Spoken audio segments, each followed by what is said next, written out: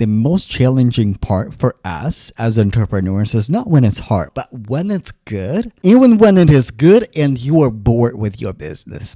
Because the endurance, resilience, and tenacity is one of the most popular topics in entrepreneurial circles. Why? Because entrepreneurship is hard.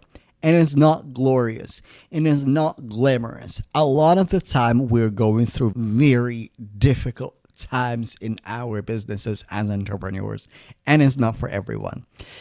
Many people talk about it.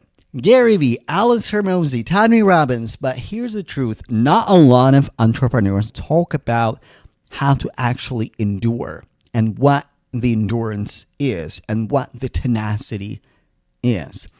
In this episode, I would like to talk about the 7th principle of wealth creation, and this principle is everlasting endurance. This video is part number 5 of the series of wealth creation, 10 principles of wealth creation principles. We cover 6 of them. And it's on the playlist on the YouTube. It is on my podcast. So if you missed them after you finish this episode, I would recommend you to start from principle number 1. And go through the list. These are 10 pillars in your abundance, in your business, in your life that you actually need to embody as you are building your wealth. So let's talk about endurance and tenacity. I would like to approach this topic, endurance and tenacity and resilience, as a quality for perpetuity, as a quality of something that will never end. When we think about wealth creation, you have the right to ask for your wealth. You can ask for a little bit of wealth, maybe just for yourself, or you can ask for a lot of wealth for yourself and for your family and for generations to come. Maybe it is another company that will be here for centuries to come and will continue to carry your name from generation to generation. I don't know what blessing God has for you, but no matter what your blessing is, there is a perpetual process. And I want to emphasize that endurance is not just for you when you're going through a tough time. Endurance is also consistency, resilience, sticking to your business, even when it is good. The most challenging part for us as entrepreneurs is not when it's hard. When it's hard, it is obvious. We're looking retrospectively, doing the work, asking for help. If you're spiritual or religious, you're getting closer to God. You're working on your soul correction. You're expanding your vessel. Think you're working on yourself. But when it's good, when everything is flowing, when your business is doing what it's supposed to do, and you are in the process, here's the endurance and resilience for you. Stick to it. Work what is working. You will get bored in your business, and that's okay. This is the test for your endurance. Will you continue to do the same thing that is boring for you? Because honestly, it is not about you. It is not about your ego. It is not about you getting excited about your business. Bring more excitement in your business, in your life. It is about you walking in your calling, walking in your vocation. That's what the business is. And the endurance in this time, just sticking to what is working. And one of the ways you can actually endure that perpetual endurance, understanding what your needs are right now, and maybe instead of reactively reacting to your needs, so like something must be wrong, my business must be stale. It's profitable and it's growing, but it's stale because it doesn't bring me excitement. Ask yourself where you can bring that excitement into your business from somewhere else. Your business doesn't have to be a source of entertainment and excitement. This is essential because we often miss it. We often think, I have to endure, I have to be strong, I have to persist when it's tough. But when it's easy, it is easier to lose sight and create difficulties in your business because you're operating from the ego, because you're bored, you need more excitement, because you're reacting versus receiving and acting and acting from the place of alignment. So one quality of your of endurance is actually perpetuity, and sticking with it in every single season that you're going from season to season from season to season, from season to season. And in every season, you will need all 10 principles of wealth creation. You need alignment and connection with the creator. You need wisdom. You need structure and intelligence. You need to come from the given place. You need to have discernment and judgment, and have the ability to have difficult conversations with your team, yourself, and your clients. You need harmony. And the seventh principle of wealth creation, endurance. You need to endure each and every season in your business. Maybe you are going through a difficult time right now when it doesn't feel like it's working for you. How do you endure? How do you stick with it?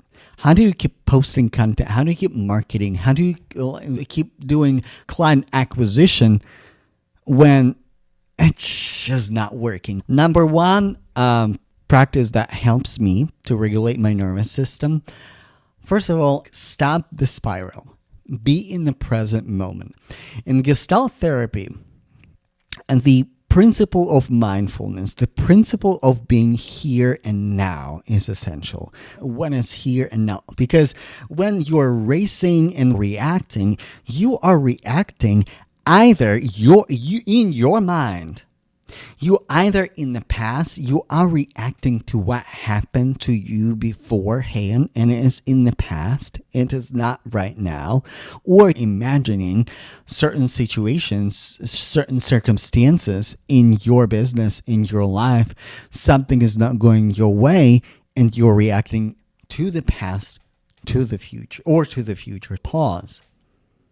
Be with it. And actually connect with the creator and ask God and thank God for these lessons. Ask God for clarity. What lessons you're learning from it.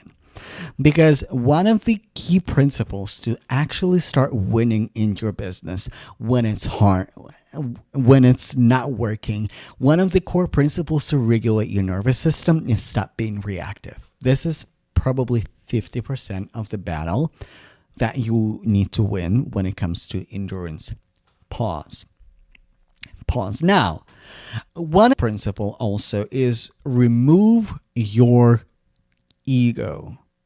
Remove your ego. So when I say remove your ego, think about it. How can you come in your strategy, in your business from the given place? Because here's the thing. If you look at every successful business, every single business has this principle of customer obsession. I don't like the phrase customer obsession. I would like to rephrase it, the position of service. How can you come from the place of service versus what I want, what I need, how I want to sell it, versus what my customer actually wants, what my customer actually needs? How do I create the best experience for my customers before they buy, during the sales process, as they're buying, and after they become customers? And also when the service is done, how can I create the best post-customer experience ever? We often focus on the top of funnel. And the top of funnel is a lot about ego. We overmarket, we overpromise, we're doing so much work on the top of funnel. But when we actually obsessed about our customers, obsessed about our audience, and we're coming from the giving place, we surrender our need. Like literally surrender your need and start focusing on your customer. Watch what happens. So one of the essential, interesting spiritual tools that I personally use in my life, and I've recently discovered it from one of the meditation that was led by one of the Jewish rabbis. And I'm not Jewish. I accidentally discovered that meditation, but the meditation and the prayer was absolutely beautiful. And the prayer would go like this. Ask God. Well, that prayer was about meditation, and the meditation was about healing and connecting with the Creator. The rabbi at the beginning said, tell God that you don't need this spiritual experience, that you don't need enlightenment right now. Ask everybody else to get enlightenment. Feel so abundant in Creator's love that you can surrender your need. So everybody else get blessing because you're already blessed, because you're already abundant. So, and what helps me, like whenever I'm going through a difficult time, I pause, I thank God for this task, for this lesson, and I actually pray the prayer of surrender. I surrender my need and say, God, I surrender my need of new customers and new flow in my business. I surrender it to everybody else who needs customers, who needs money, and who needs prosperity, because I believe I'm abundant in your light, and that I can just surrender my need for the blessings of everybody else. And I know if it is acceptable to you, you will give me that blessing too, because we are all connected. We are a part of oneness. This is so powerful and brings that connection and abundance that I'm so abundant that I can just surrender my need. When you just surrender your need, your nervous system reacts to it differently. That's what helped me a lot in my spiritual business journey. One more aspect that I would like to talk about endurance, and this is essential. And I would like to listen really closely to this, because majority of you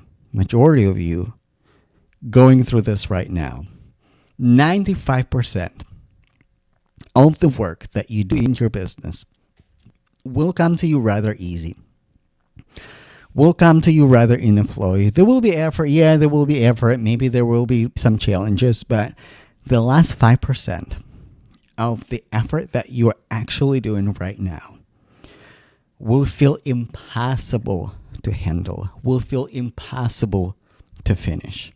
And this is when a lot of entrepreneurs, a lot of people would give up and say, you know what? It's not working. It's not for me. I'm not going to finish it. Finish what you started.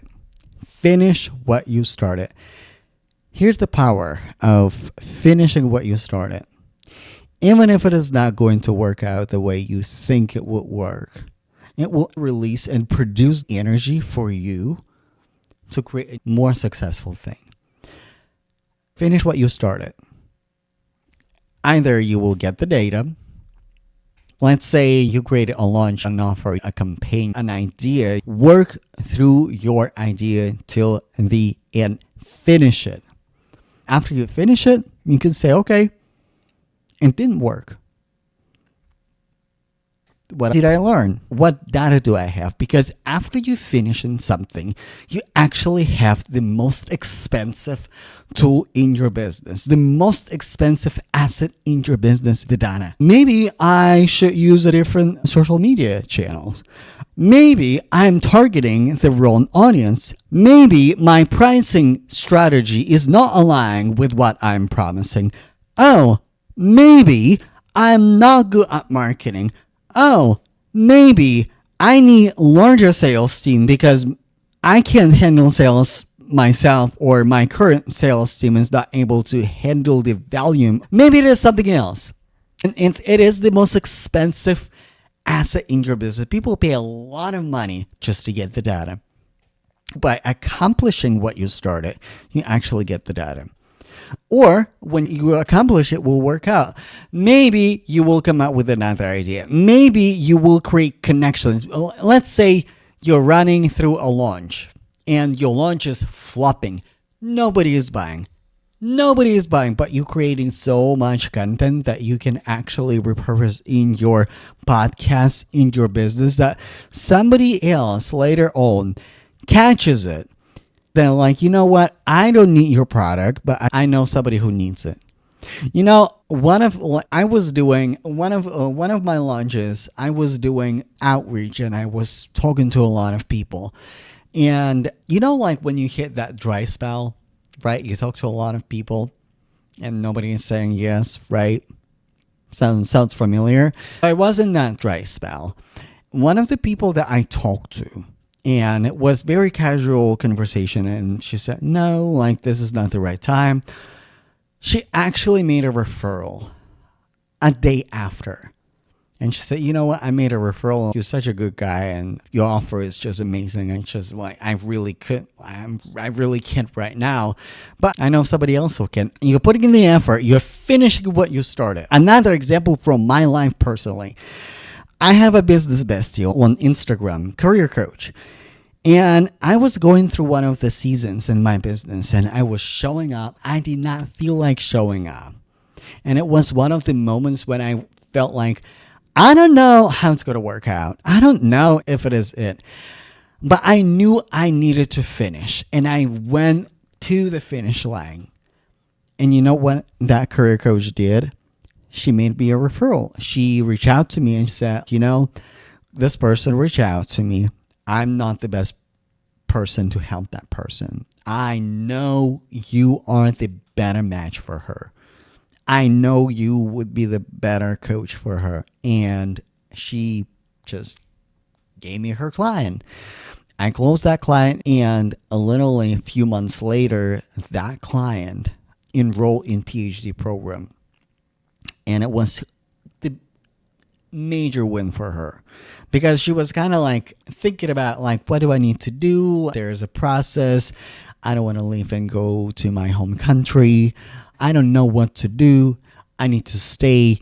Then that client disappeared for a few weeks. And then after a few weeks, she messaged me and said, "You know what? I'm a part of the PhD program. I'm accepted. I'm staying in the country. And it's a door for me to go further in my education, to go further in my career. And I'm so grateful for all the services that you provided, for all the clarity that I got from you. Thank you so much." I messaged back to that coach who made a referral and said, "Hey, I would like to report the fruits of your labor and your referral. This is what happened." And again, people are watching. You don't know who is watching. So finish what you started. Finish what you started. All right. If you're looking for a business mentor and you're looking for a one-on-one business mentor, I have few spots available. The process is really easy. Fill out the application in the description notes or description for this video, for in the show notes. And if it is the right fit, we're going to have a conversation and we'll start the enrollment process. It is one-on-one coaching weekly with me. You're going to have access to me, like you're going to have access to Vaxer, and you're going to have support directly from me when it comes to your marketing, when it comes to your sales, when it comes to your offers, when it comes to building the business that is aligned with you. And also, what are the core principles of endurance you need to have? And it's essential to have somebody in your corner. I don't care who it is, your therapist, your pastor, spiritual leader, spiritual mentor, business mentor. You need somebody in the corner who can shoulder that endurance with you. Through every difficult time that I went through, I'm very grateful for my coaches, especially to my one-on-one coach that I work with, because that was the person who showed up for me during the toughest time in my business and in my life. To be honest with you, if you're looking for one-on-one support in your business, fill out the application. I will review all the applications personally, and if it is a good fit, I'm more than happy to work with you. Share with me what resonated with you, and I will catch you in the next video. Bye, y'all.